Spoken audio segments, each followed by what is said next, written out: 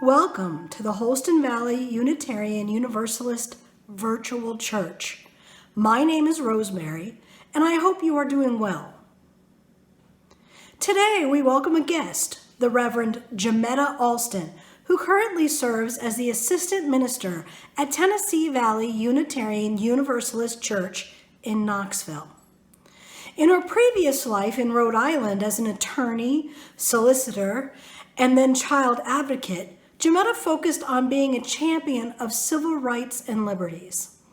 Since being called to be a pastor, she has continued her ministry of supporting all in their journey to discover the joy, excitement, and love found in knowing God.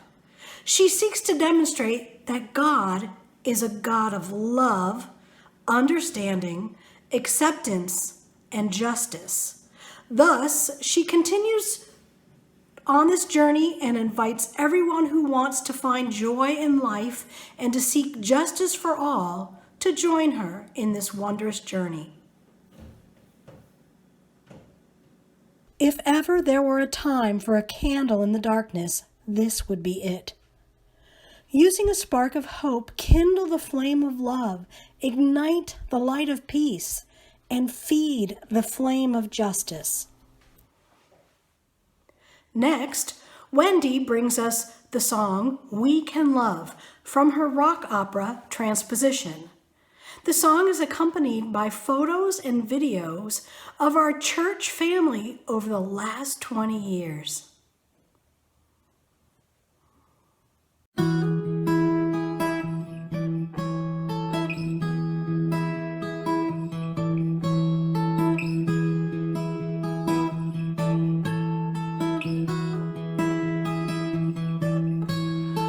Dark despair, sunlight glares, caught unaware, an answered prayer. I'm so tired of running and hiding and being cool, surprised to find myself among others feeling that way too.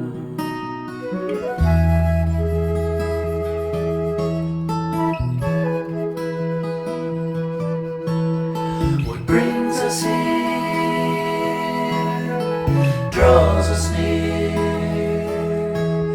the answer's clear, we need our peers.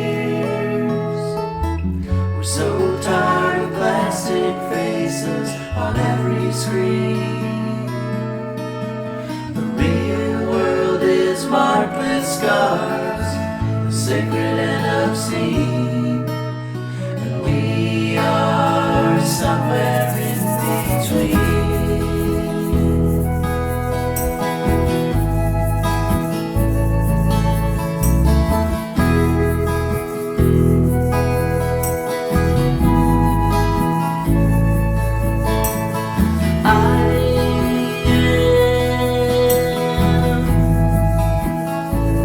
Please take my hand.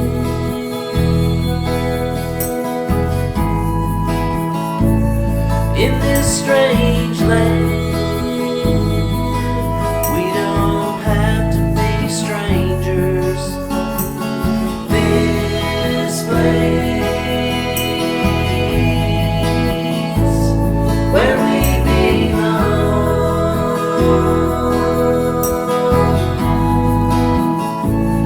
Together we're strong. When we know we're loved, we can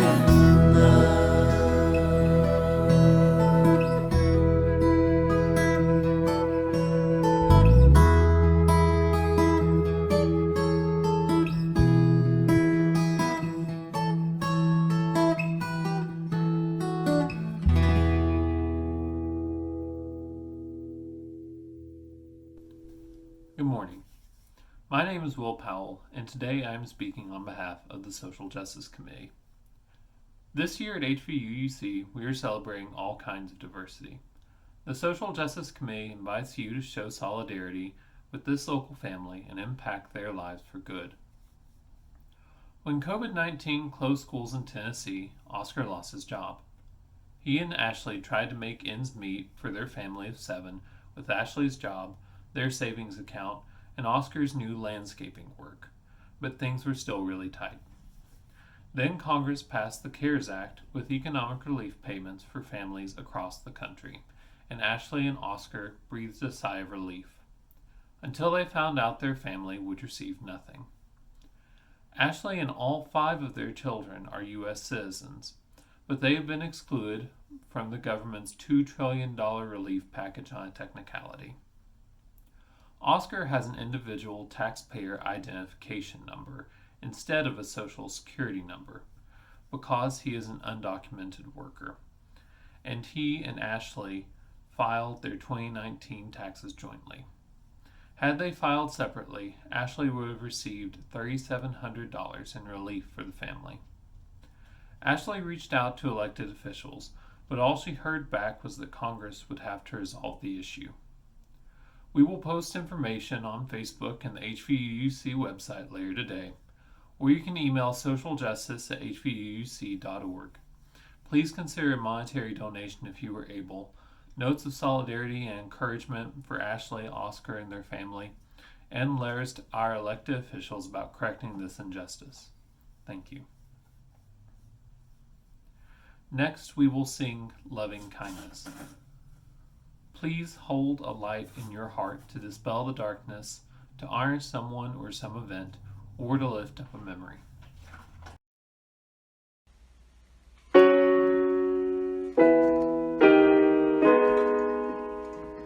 May we be filled with love and kindness.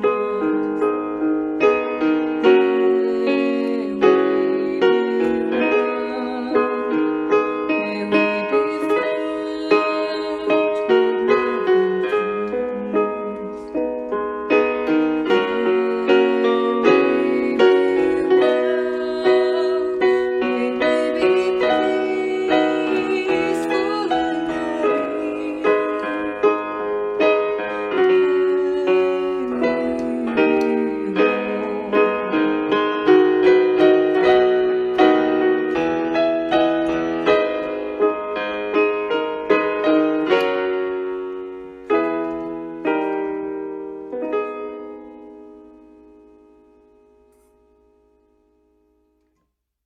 Hello, I'm Greg Kramer, and Betty is here with me this morning. We offer an original reading from Reverend Jametta Alston. Amongst all the fear and confusion, there's this, a different perspective. There is so much fear, perhaps rightfully so, about COVID-19. But what if we subscribe to a philosophy that life is always working out for us?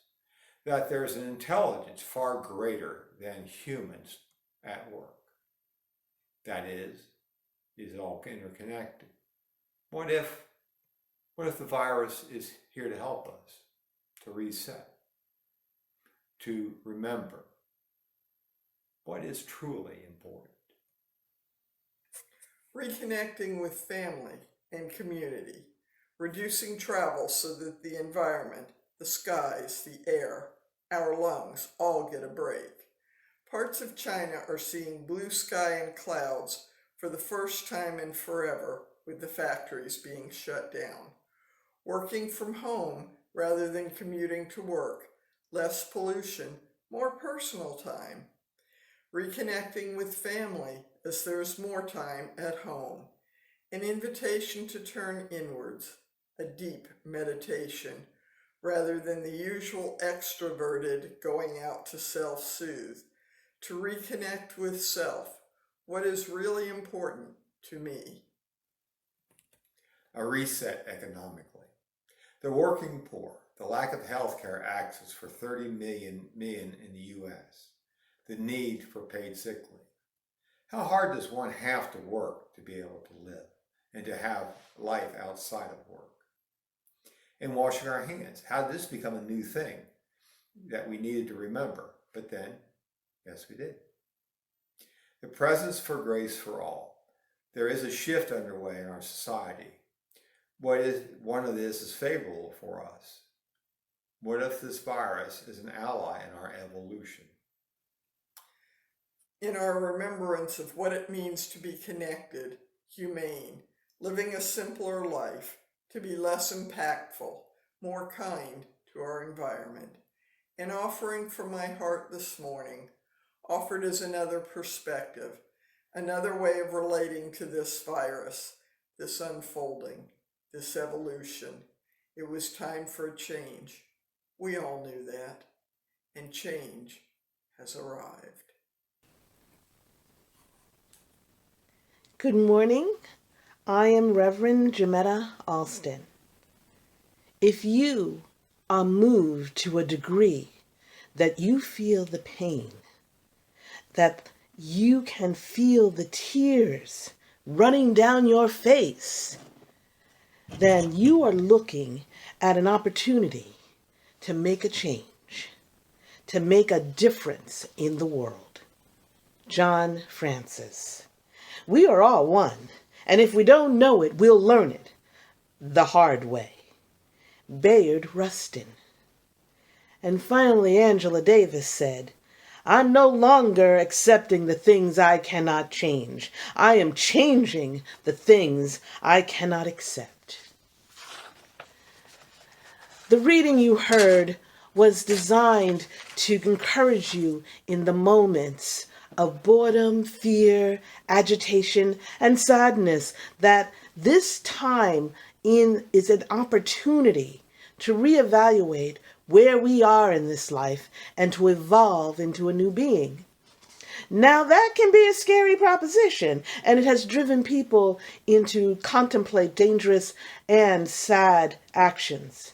Yet, I would say that this is a moment in our time, in our history, and to look back and evaluate how far we have advanced, and do we want to continue in the way we have started.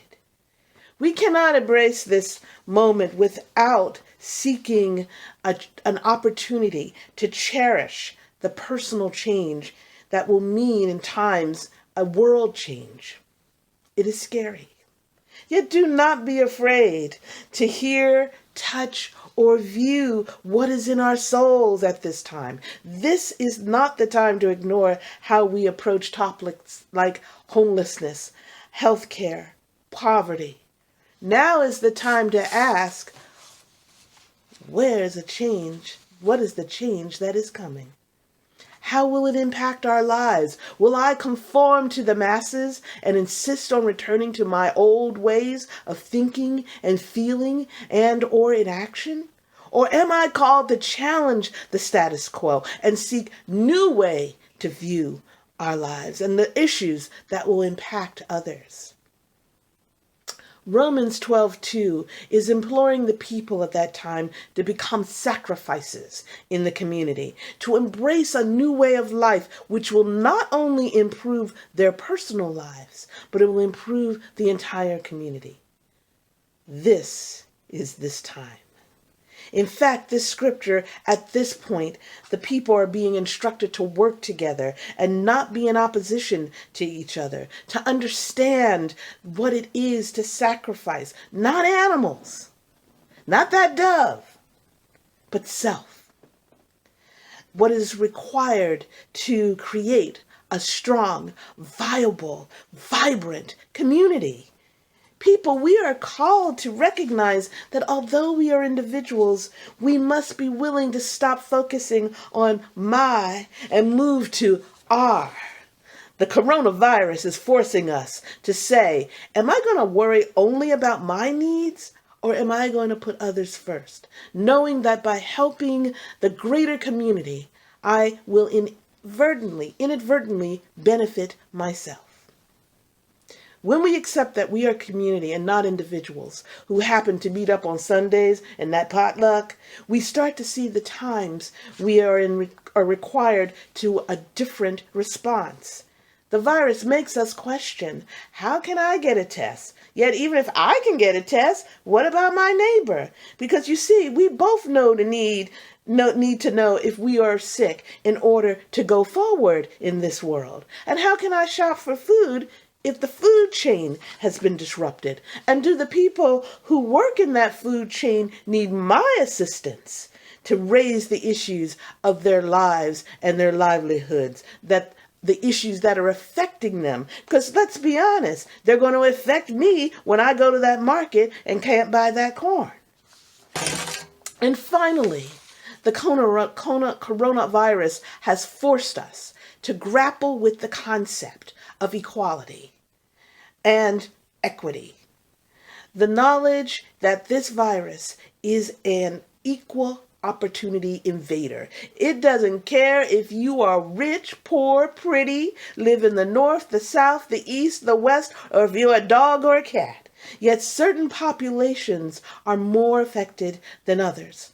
Not because they're worse or less humans. They're impacted more because the virus is showing us the society we have created. Systems that allow groups of people to suffer daily. We will continue to allow this to happen.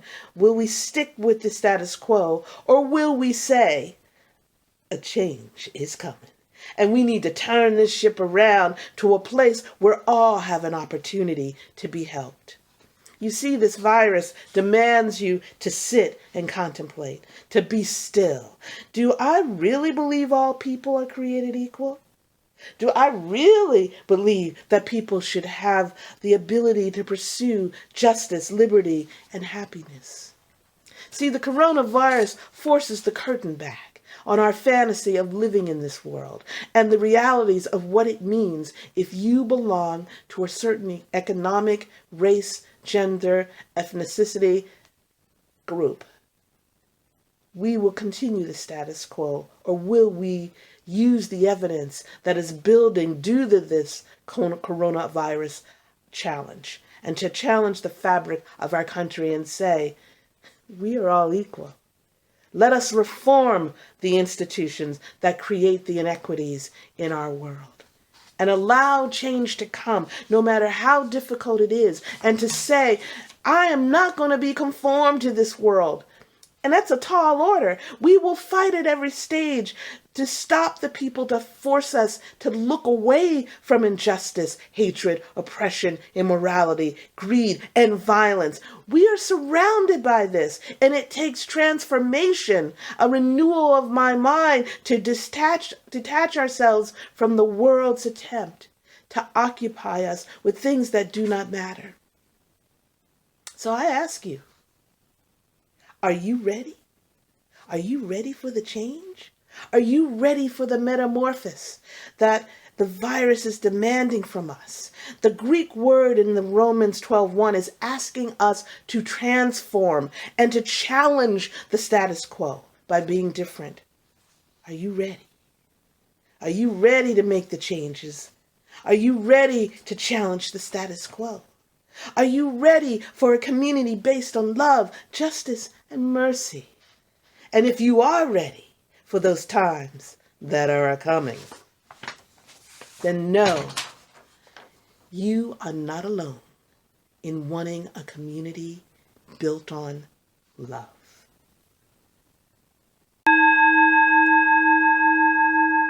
Please help me close this service now. We extinguish this flame, but not the light of truth, the warmth of community, or the fire of commitment. These we carry in our hearts and share with all the world. I'm happy that we could be together today. Thanks for joining us, and please come back whenever you like. We will post another virtual church service next Sunday. Our Facebook page has more good content. On Mondays, it features something for youngsters. On Wednesdays, inspirational content. And on Fridays, you can find all ages content there. Thank you to Jametta, Betty, Greg, Dottie, Wendy, Easton, and Ann and Cindy for sharing their time and talent. The closing music for today's service is People Get Ready by Curtis Mayfield. Martin Luther King named the song the unofficial anthem of the civil rights movement. As you make your way through the week, keep in mind these words of change from the Living Bible, Romans 12:2. Don't copy the behavior and customs of this world, but be a new and different person with a fresh newness in all you do and think. Then you will learn from your own experience how God will really satisfy you. My heart is with you all, my friends and church family.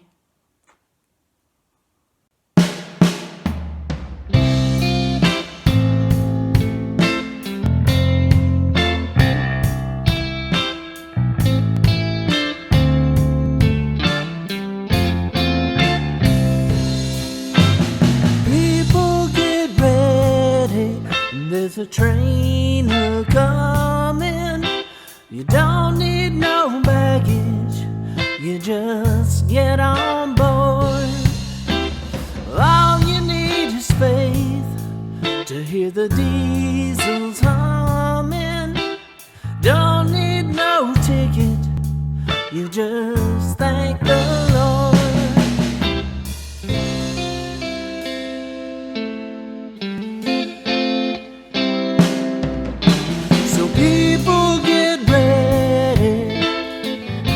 The train to Jordan, picking up passengers, coast to coast.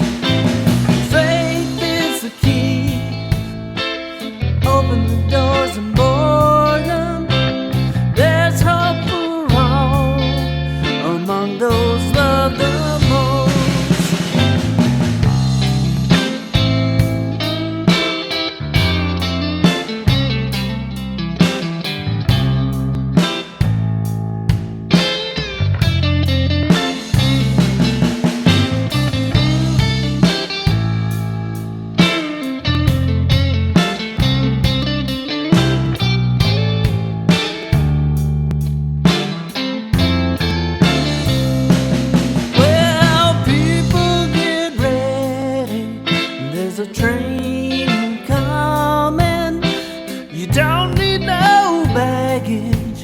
Just get on board. All you need is faith to hear the diesels humming. You don't need no ticket. You just thank the Lord. People get ready. People get